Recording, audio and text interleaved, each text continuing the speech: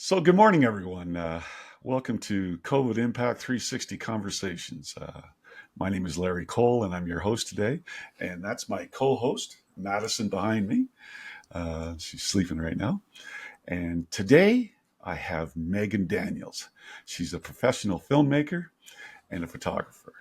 And there's a very important reason why I brought her on today, but we'll get into that in a second. Good morning, Megan. It's wonderful to finally be here. Yeah, good stuff. I brought on Megan because we met through Instagram. She sent me a message one day, and she said, "I've made a film." And little did I know at that time that we would actually become pretty good pen pals, and I would be supporting her endeavors. But the Instagram message said, "Could you please have a look at my film trailer?" And it was and then when I saw right away that it was about not just the pandemic, but how the role of social media, the role of misinformation, disinformation has played in across pretty much every country in the world. This has played out the same way, even though Megan's in the United States. I had to support this because it's a subject so important to me. So I don't want to ramble on so much. Is that Megan? Could I get some of your background before you before the pandemic and before the film? Sure. I was in graduate school at Wake Forest University before the pandemic finally hit. So for 3 years, I studied doc filmmaking, graduated in 2019, was putting out my first feature film, was scheduled to attend film festivals, and of course, the world shut down. Um, So, you know, we started seeing all of the issues come to fruition. And, a lot of us started to recognize early on mis and disinformation. And because we were all stuck in our homes, we're on social media a lot and we're all looking for answers. I mean, nobody knew where to turn.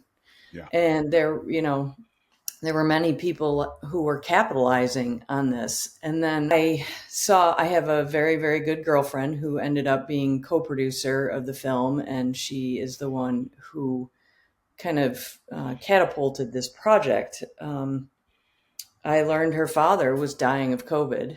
And of course, I reached out and we started talking. And she was secluded in her basement because she had COVID.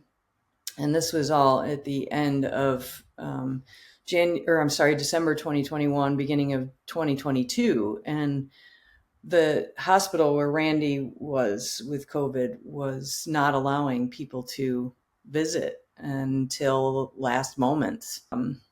So Jess was stuck in her basement because she had COVID and the hospital was, not allowing visitors.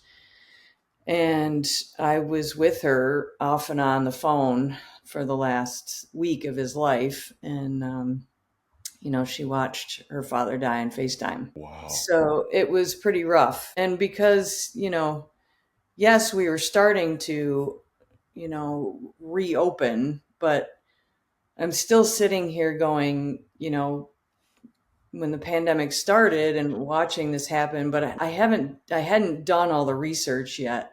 And the research wasn't out as far as what happened with mis and disinformation because it was still early on. When filmmakers get pissed, we make films. So Yes.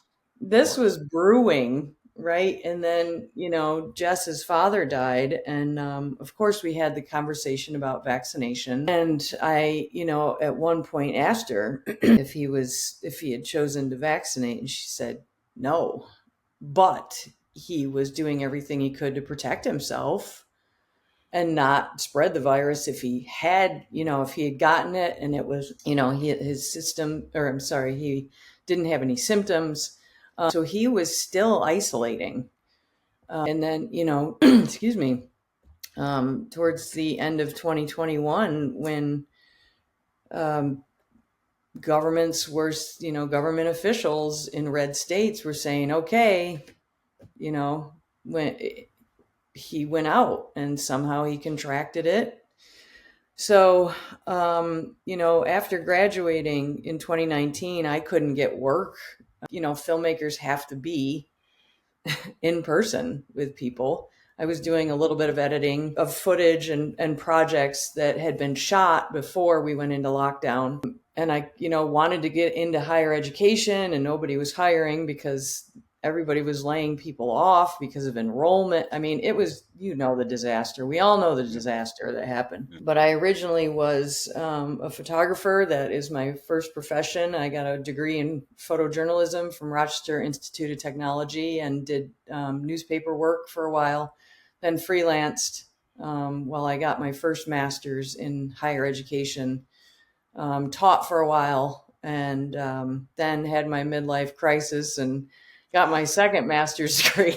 Most people do something normal like buy a car, and Yeah. no, I decided to get another degree. I don't know what the hell is wrong with me, but I am so thrilled that I did, because it has been life changing for me in so many positive ways, and growth as a person. And yeah, so there's kind of me in a nutshell.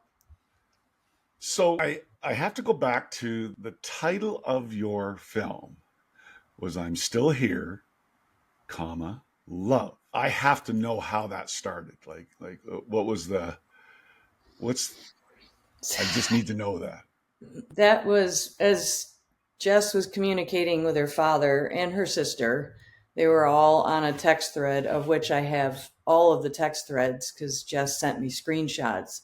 She saved the entire remaining conversation with her dad. As the days were nearing towards when he would eventually pass away, his texts he was no longer lucid. And a lot of Uh, his texts were coming through garbled. They didn't make any sense. You could tell that his mind was starting to suffer from lack of oxygen. yes. And I'm Still Here, Love was the last lucid text that she got from him. So after, a lot of thinking, films oftentimes start with a working title. This film originally was going to be a love letter from a daughter to her father. Because I couldn't travel, I couldn't get to Jess. I was still being very careful. So I wasn't flying. She's in Ohio, I'm in North Carolina. So this was going to be like a diary type film. Originally, it was going to be a 5-minute PSA. That's where this all started. Jess was like, I have to do something. Jess is the type of woman who, whenever she experiences something difficult in her life, she turns it into advocacy work, a positive experience somehow, because she's a middle school guidance counselor in West Virginia who sees tragedy all the time with children's parents dying of opioid abuse, right? So she's always been like that. We've been friends for 22 years. And she said, I need to do a PSA. And this was in January after his death. And I said, when you're ready, you say jump, I'll say how high, because I want to use my skill sets in some way, because I'm angry. Um, and I want to use my platform somehow to try to educate people. And so she said in the end of February, I'm ready to jump. And I was like, wow, are you sure? Started as a 5-minute PSA, and then we thought we'd do a 15-minute short of a letter from daughter to father. And a lot of things over that time started to manifest in the background with family members, her family members. Everybody was on board in the beginning of making the film. And then, right around April, May-ish of 21, all of a sudden they did a 180-degree turn. And, it fractured the family because we decided to move ahead with the making of the film, and they thought it was for monetary gain. So it was a challenge. Of course, we didn't just totally disrespect the other family members and the widow, their desires. It took a lot of time, a lot of conversations, a lot of soul searching on Jess's behalf, on my behalf, because as filmmakers, our intent is to do no harm. That's our kind of first code of ethics as social documentary filmmakers. We never, ever intend to harm. Well, the good ones don't. And I hope I'm in that category. So, we almost stopped the production of the film. We almost scrapped it. And we were moving forward. And the biggest controversial issue is the use of his goodbye video. He made a goodbye video for his daughters, his wife, his friends and family. And that was part of the diary of the film. Jess was writing letters to her dad, and we were cutting between the letter writing, her voiceover, and her father's goodbye video. And when the family did a 180-degree turn, they said, you can't use anything of his, et cetera, et cetera. And Jess was devastated because she was like, I have to do something with my father's death. He would want me to do this. He has always said for me, to question everything and to be a rabble rouser. And, he instilled that in her. And we talked about it extensively. I mean, I knew some of it already. I knew Randy. He used to, come down to North Carolina to visit and kayak and played guitar with my husband, and we'd sit around bonfires, and he's a leftover hippie. And, he was on social media too much, got caught up in Gab Social, which is in the film, an extreme right-wing social media platform that had insurrection planning on it. And he got caught up in that. He questioned things on there, but after he died, Jess and her sister found that he was a part of this platform, and it turned their worlds upside down because they read his posts. They couldn't believe what he had turned into, as far as how he succumbed to all of the disinformation that's on there. And I can't even call it misinformation, because there's a big difference. Like you Big said, difference. malinformation. And that's all Gab is. There's no misinformation on there. Yeah. Misinformation is someone like me at the beginning of the pandemic nobody understood what was happening. And when the whole masking thing came out and we were running out of N95 masks, I put out on social media, please just stick to surgical masks. The N95s need to stay with our medical community. And, surgical masks work just as fine as N95s, and cloth masks work just as fine, work just as well as surgical masks. I was wrong, but my intent for spreading that information was because I wanted to protect the medical community. That there's no intent to harm there, right? That is me just not knowing enough because the science wasn't there. It wasn't vetted yet at the time because there was no time to actually do research, right? We're all scrambling. So that's misinformation. It may not be vetted, but there is no intent to harm. Gab Social, who we go after in the film, I'm waiting for that lawsuit for sure. I already have all my insurance in place. I have a legal team already in place. Gab Social is nothing but malicious, horrific hate filled with disinformation, Yeah. malinformation. I have a quick question though, because I want to Sure. step back a sec to the family for a moment. So when they were saying that they didn't want to have his his writing and his likeliness on this film, was that because of the subject matter? Like they disagreed with the premise of the film? Is that kind of where it was coming from? Like they were actually right leaning themselves, so they didn't like the direction of your film. Is that kind of the why they didn't want to have it used, or because I can't believe that profit would be the I mean, I can believe it, but that would be the least thing on my mind, is that somebody's making a film on disinformation for profit. Right. so I can't so tell you how much of my savings got drained because of yeah, this of film. course, of So, course. um, there are multiple reasons I think why they didn't want the biggest, they didn't want him painted in a bad light. Okay, in their bad light, in their bad light. In leaving behind a legacy that makes Randy look uneducated Okay, okay, because he was an intelligent man. right, right. That's the premise of this film. All of these intelligent people Yes, fell prey to disinformation because we were locked down. We did not have our community that we could talk to about this. When we're in conversation with people, we may not necessarily believe in something, but when we have someone in our presence who we trust, that's educated, who is educated, we do tend to think, okay, well, I do respect what they have to say. Maybe I need to think about this differently. We didn't have any of that. We had a screen, we had a dark room, and we had all of these vicious people out there trying to make money. yes, So they didn't want us to paint Randy in a negative light by saying he was dumb and doesn't deserve sympathy.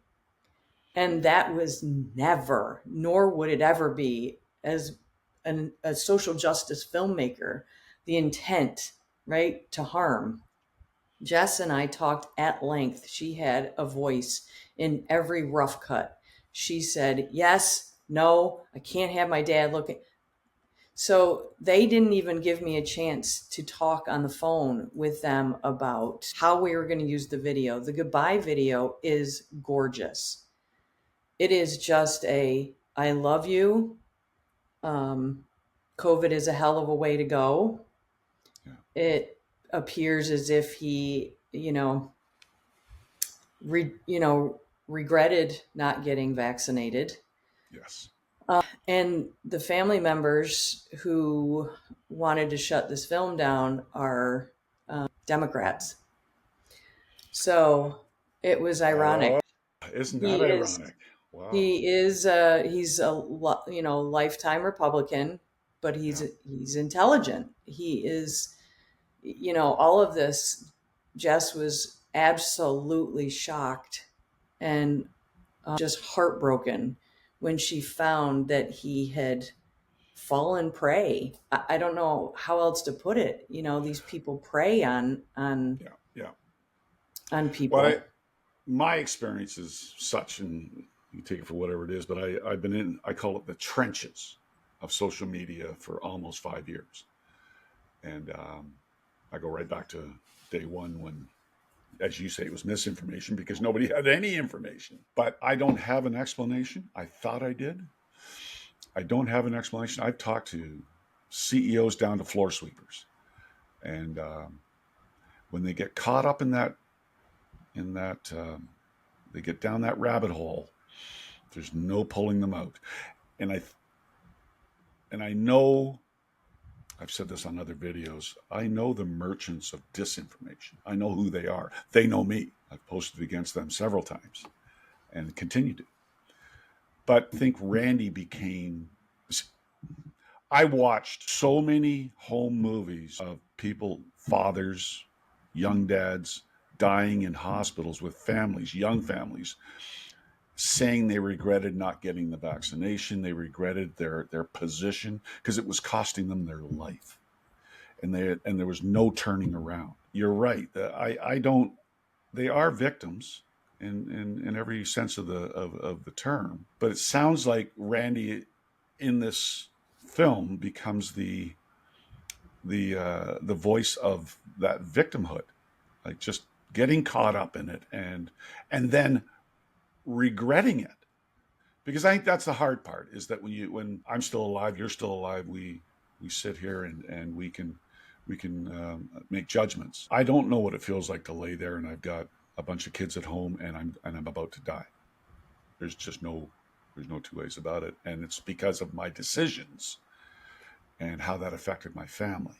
Um, it's probably the chief reason why I got in touch with you and I wanted to be a part of your journey. So So we're now you're making the film. How does how does that play out in terms of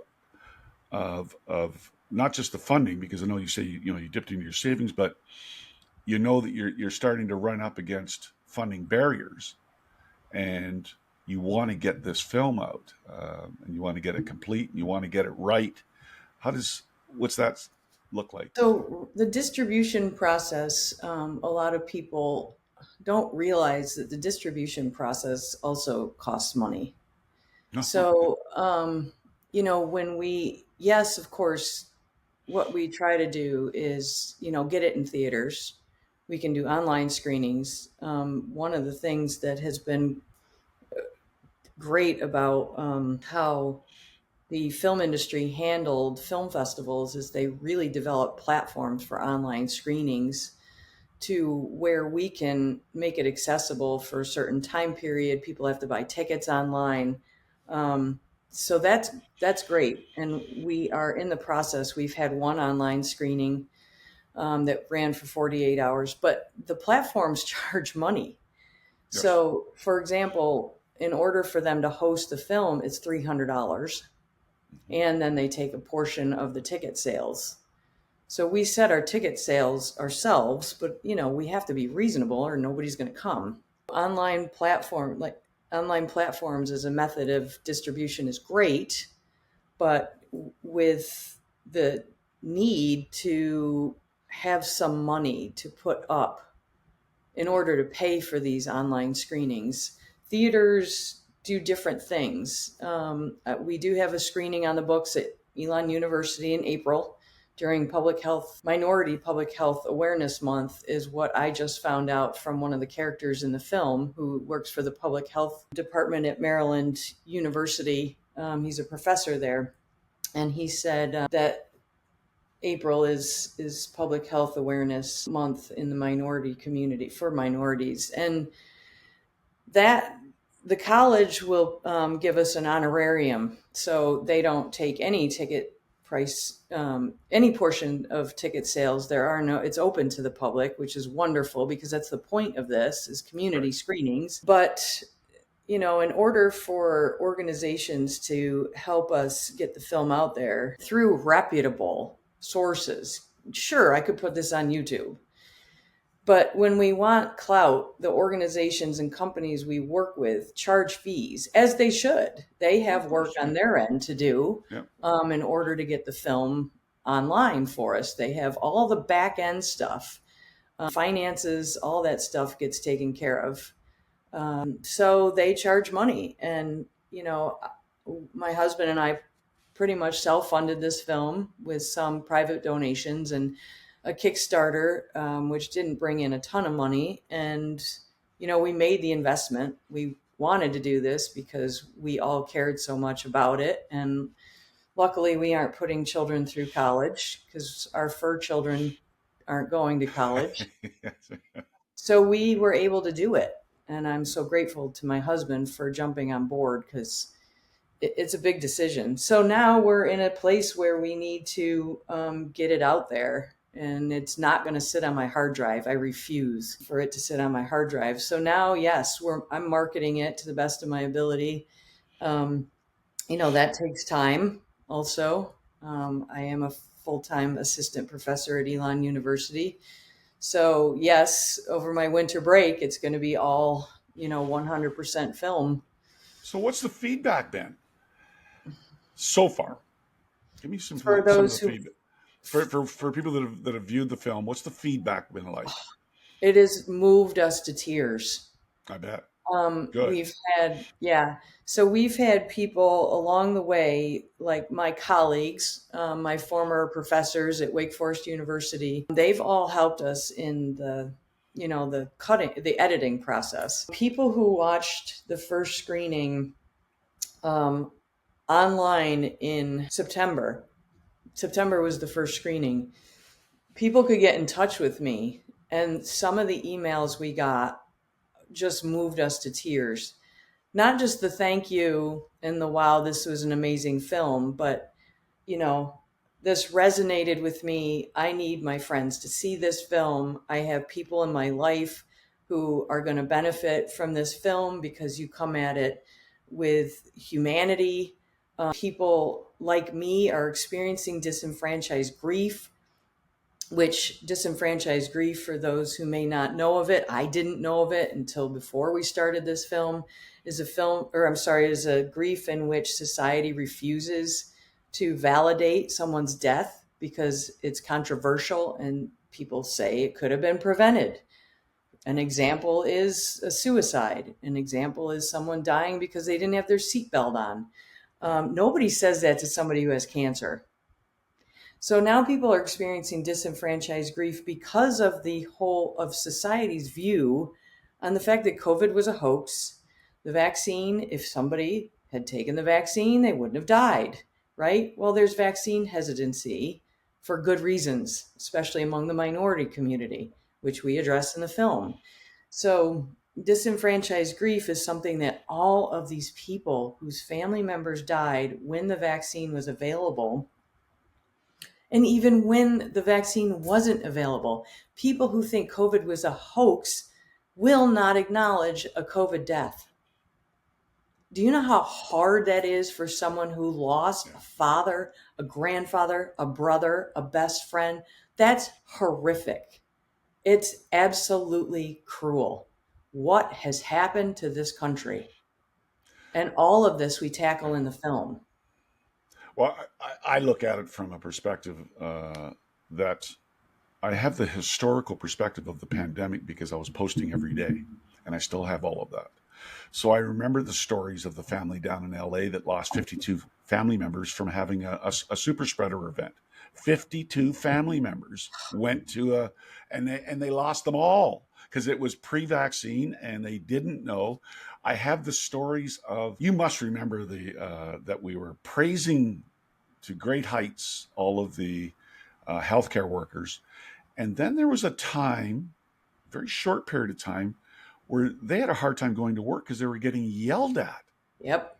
I That remember was seeing it on that was TV. tell me a first responder who goes and puts their life on the line every day, takes it and then has to take it home to their family, but they go to work and they get yelled at and they're putting their life in their line. It was just so there's a lot to this, but I think you're probably the first that I'm aware of to tackle the subject of disinformation and how that splits families. Because we know the politics of the United States right now is very bifurcated. You're left or you're right. But COVID became that. We have a province here in Canada that is our I don't even know how to describe them, but they're very much a province run on the anti-vax side of the world. Like that's how they run the province, and how that split up families in that province. I mean, all the rest of the province pretty much played on board. But it's, I guess, what I'd like to, when you were done this film and you're on the editing end of it, and then you watch the first screenings of it, is there some stuff you'd like to change or add? Is there an addendum coming up? Because There, I think that's part of the water under the bridge thing. right. One of the things that I found during research when we were very close to the end, and a film we have to come to an end, right? Yeah, We could yeah. edit these things forever. One of the things that I wish we could have addressed that came to light after 2 years of making this film, that I wish somebody could have spoken about in the film, and we're going to talk about it hopefully in the Q&As, is cognitive dissonance. Yeah, there's a big one. Cognitive Wow. dissonance Yeah. is something we came across, and it came to fruition because of all of the academic studies that were done on people. The qualitative data that started to come together, the quantitative data, they finally were able to, and this makes total sense to me because for, you know, 2.5 years, I couldn't make sense of where people were coming from with, this is a hoax, the vaccine is going to kill you. I couldn't make sense of it at Yeah. all. And so many of us couldn't.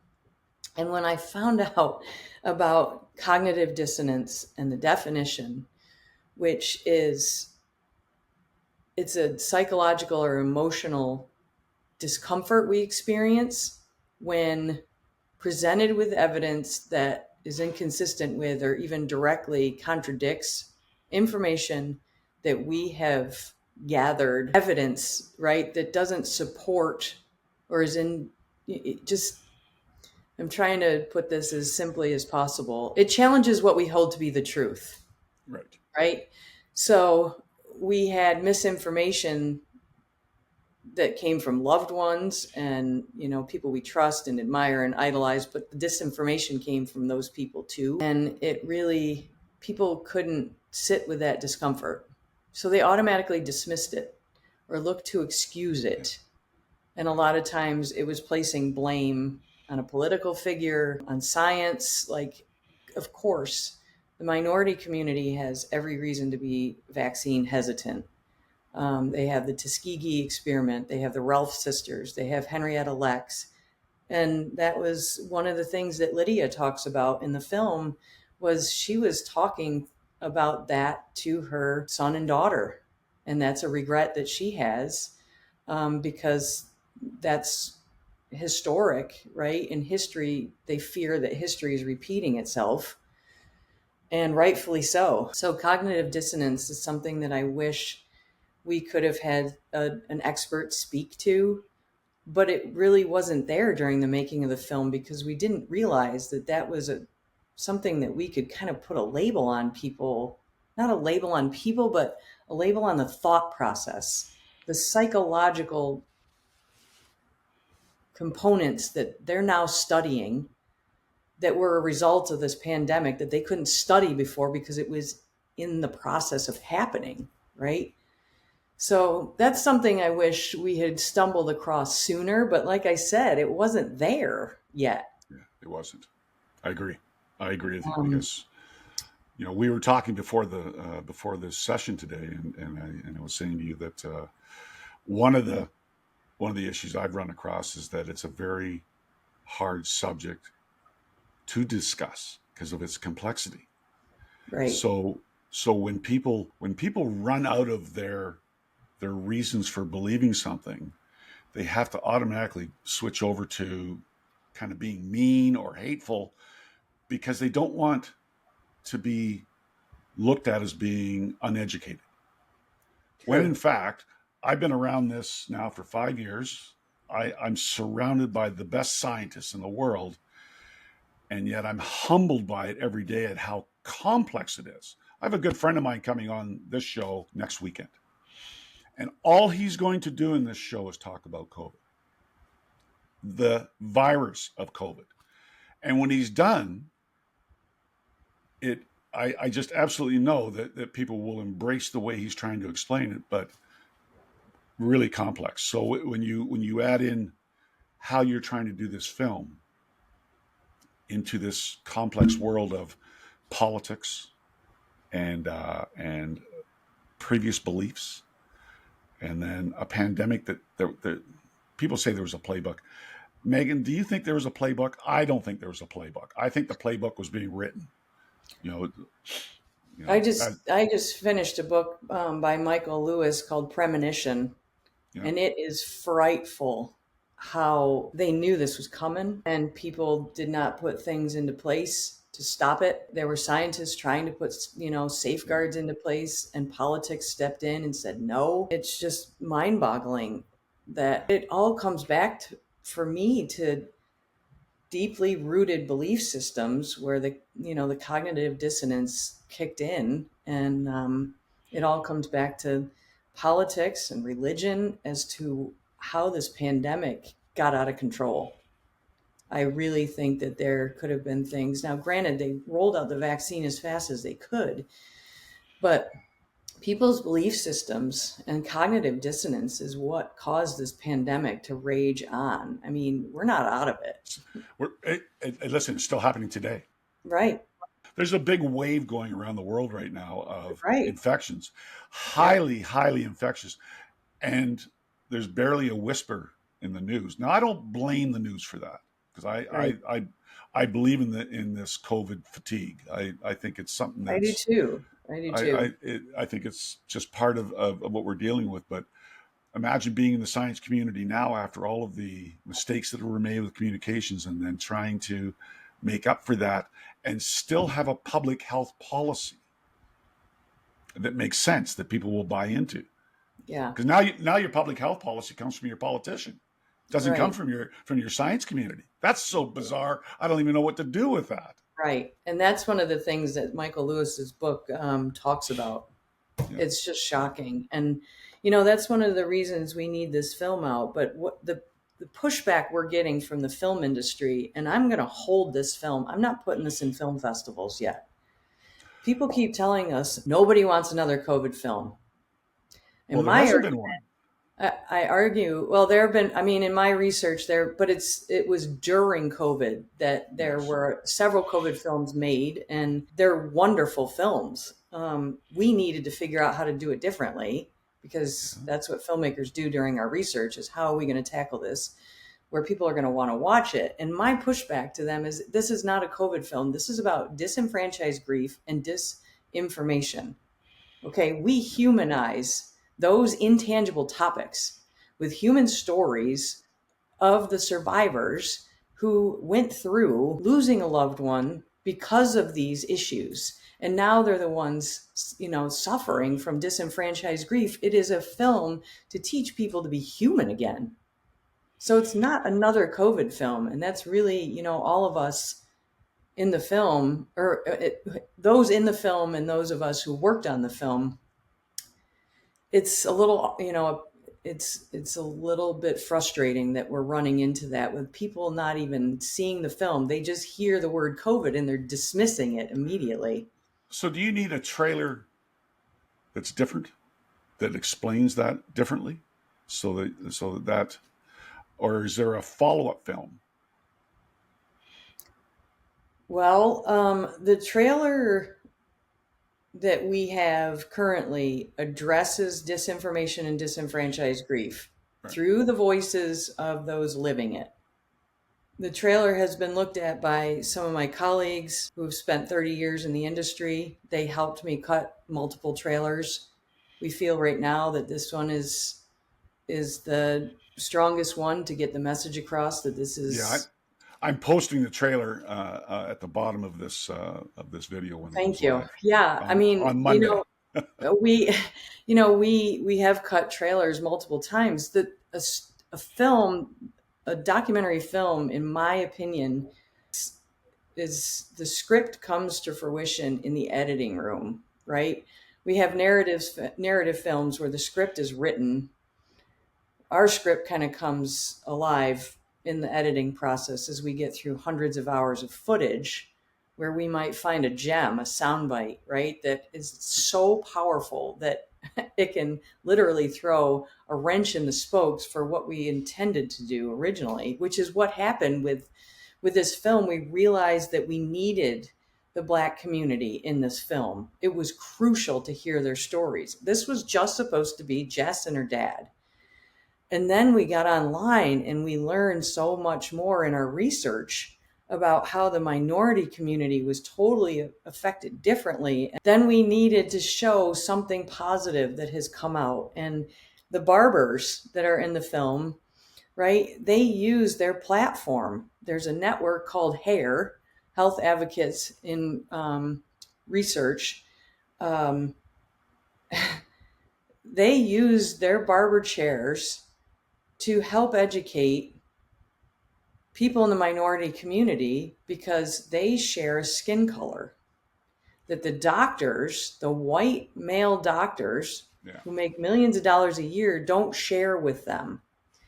And they were able to get them, that cognitive dissonance broke down in the barber's chairs when they used, and the salon chairs, when they used their barbershops for vaccine. They hosted vaccine clinics at their workshops, or I'm sorry, at their barbershops.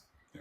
And that that is such an enlightening moment in the film, that now people see that the grassroots movement is where we are in this pandemic, because nobody's going to listen to, unfortunately, the scientists, the doctors. That's Nobody right. wants anything to do with it anymore.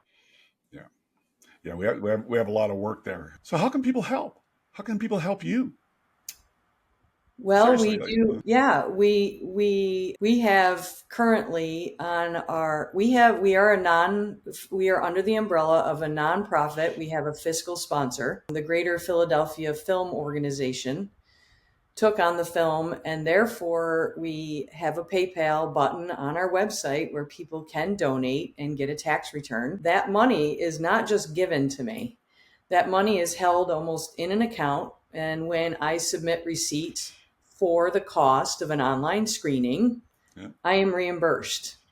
So hopefully that helps people. They get a tax write off out of it, but it also validates that I'm not going to Vegas with their money. We also need people to talk about the film using their platforms, like you have been so gracious, Larry, using your platform, all of your connections. We need this to spread like wildfire, not only on social media, but just in conversations with communities who are working to prevent, to educate anyone who has a voice. Right now, our community screenings, we are working with Stanford University to try to get it screened in their medical department. We need people who have access to funding, who can help us get screenings in theaters. The Q&As are so important.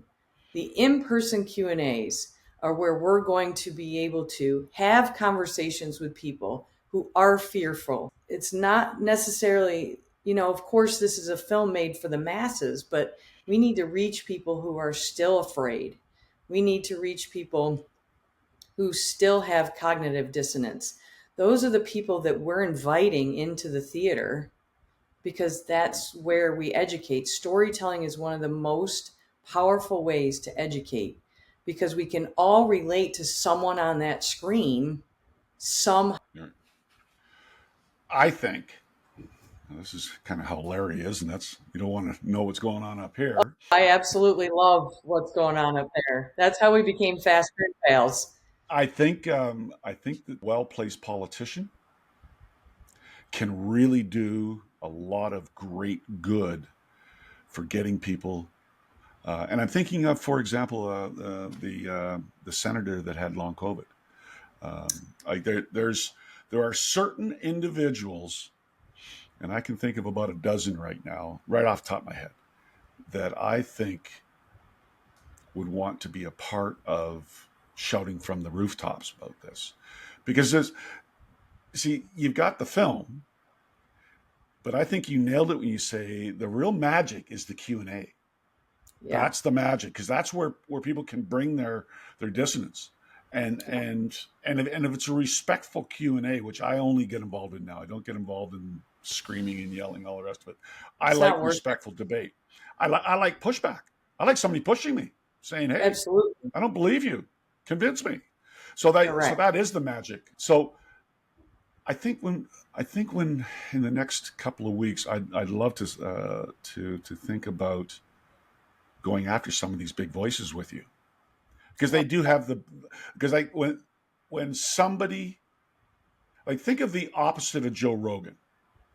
Yeah. Like, just think exactly opposite of him, Yep. who can use their voice in a very positive manner, and Yep. not. I believe right down to my heart that if you don't have to be right, this isn't about being right. No. It is really about a conversation, because it's going to change again. All of this is going to just continually, we're going to learn. So it's getting enough of those voices that can see this film. So that's what I'm going to push for with you.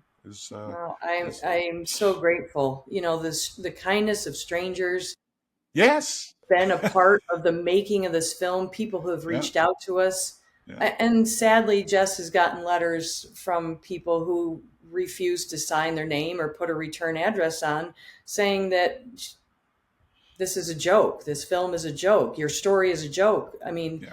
Jess was interviewed by the New York Times um, about her story. And, Yeah. you know, she got letters after that, as did the Yeah. reporter, Yeah. got letters about how her story is a joke. There's a writer. Her name is Sarah Novak, and she's reached out to me a few times. And she writes for Medscape and what have you. And she's a tremendous writer. They're powerful voices in all of this. Uh, and but you can get the opposite effect too. There's a lot of writers out there that they they're so far down the rabbit hole of Yep. disinformation themselves. So Yep. I think you need to be careful with. Hopefully, she had a good experience. Is my Yeah, she did, and she talks about it in the film. And I'm not going to reveal one of the no, of course, stories about the New York Times article that did come out. Jess found out some very poignant information in that, and she talks about it in the film. It had several pages and beautiful photographs in the New York Times, and Gab Social went after her. There were 300 posts attacking the yeah, reporter. yeah. You know, I'm fast to the block and I'm fast to the delete. I've got thick enough skin now that I have yeah, lots of people come after me. we I've been didn't read them. told, yeah, Yeah, you don't bother. we don't And read them. there's a lot of money. Here's the real issue in in terms of what you're doing that really bothers me is that there's a tremendous amount of money in disinformation. Oh, And here you are trying to do the right thing and mm-hmm, just put out educated information, and you're mm-hmm. having a bear of a time getting financed. Isn't that just the anyway? It's one of my The pet peeves. irony, the Yes, irony. it's one Yeah, of my pet peeves. So we're gonna ruffle a lot of feathers. I like I said, I have a legal team already in place. yeah, it's too We're bad you gonna, had to do that. It's too right, bad you have right, to think that way. right. But But you these did. people are vicious people, Yeah, and everybody's ready for people just want to jump on a lawsuit as fast yeah. as they can. The Q&As too, I just want to go back because I forgot to make one Yes. point. I don't mean to take all this time, but Oh, um, please in, do. Please do. in order to make a in order to have a successful Q&A, the voices from the film have to be there too. Yes. It's not just me. I prefer to sit back and let them talk. So we have to fly those people to the screenings. So money has to be put in order to get, we have experts in the film. Yeah. The experts need to be on stage with the microphone talking to the people in the audience. Sure, of course, I will chime in. Anybody can ask me questions, but their voices have to be heard. That's the point of the film. And that costs money. These people can't fly to the screenings. I mean, we're all over the country. Can you And zoom some of them? Can you yeah, get we're going Julia's? to. Yeah, because We're going to probably plan. Yeah, we're going to plan to do that as of right now, unless we get funding in April at Elon University. It's a beautiful theater. It's open to the public. Um, if we can get funding to fly people in to that screening, we absolutely will. But yes, we're going to do Q&A screenings with whomever can participate via Zoom. The audience will set up a microphone so yeah. that everybody can hear. Oh yes, that's absolutely on the agenda as well. Any final thoughts? I can go on with you for hours because we I have. know So we I could, we mean, could, so I and just think it. I know. yeah, I'm just so grateful and so touched because you're helping us spread the word. Well, It's moments like these. It's conversations like these. It's recordings like these. I can't wait to hang up and tell everybody in the film. We have a text thread, of course, yes. and tell everybody. Everybody knows about you already and your gracious time that you've put in. It's people like you and the kindness of strangers that are gonna help the film get out there. You're making me go red. Come on, No, Megan. no. I know I've sent that in an email, but it's just finally a chance to say it to Yeah, you in yeah. person. Well, I And I believe in want what to you've make done. So I want to make sure I'm going to share, make sure people watch this because yes, they need to hear all of your endeavors and your hard work and your advocacy. You've been in the trenches longer than we have. So, but that's my choice. I must admit. I must admit. Like yeah, nobody broke my arm to do this. no, You know? us, Yeah, and we chose to do it too. And with yeah, this, yeah. the gracious support of my husband, both with time and energy and, financial decisions we made these choices, and we're trying to leave our mark in the world, right? Well, you have already. Now and I think I'd like to wrap it up with this: is that I think we're at the beginning of the process because now we got to undo a lot of damage. You're So, right. so okay, this is one interview which could lead into some new relationships, but it's the beginning of a process. I say we're in the first minute of a 24-hour clock. I say that very often because I believe that we have to undo all the damage that's been done. Your film is a part of it. I believe that there's probably another film, a follow up that might take on the full distance like that. I think there's a whole film Yeah, there. yeah, I agree. And there's, this pandemic's evolving. There I is, just know there that, is. you know, I need a little bit of a break. Yes, yes, yes, yes, But and funding. I'm not putting up all my money again. yes. Yeah. The follow up will have to be fully funded before. I think the follow up, and I think we can end on this. I think the follow up should be done with the help of a lot of people like myself or other people that I know. Should all be done through a fundraiser. I think Yeah, that I think the money should be raised first because yeah, yeah. you've already proven that you're a filmmaker, that you're a photographer, that you're on the right side of justice and good. I think you can do it through fundraising next time. Well, thank you. Yeah, So, I'm still here. Lovefilm.com is the website. well, all That's that's going to be at the bottom of this, so people can go and tap straight into donating, can tap into seeing the trailer, can tap Well, thank into you. into your Thank future. you, Okay, Larry. Yeah. thank you. When is this gonna run? Do you know yet? I'm gonna put it up on Monday. So today, for people that don't know, today is Saturday. So I'm gonna put it up on Monday. Okay. Okay. Yeah, you'll see it. Don't worry, I'll We're be very I'll be touched. I'll be emailing right away. Okay, So thank Larry. you very very Thank very much. you. Thank you. You, yeah, you take care. Okay. Bye.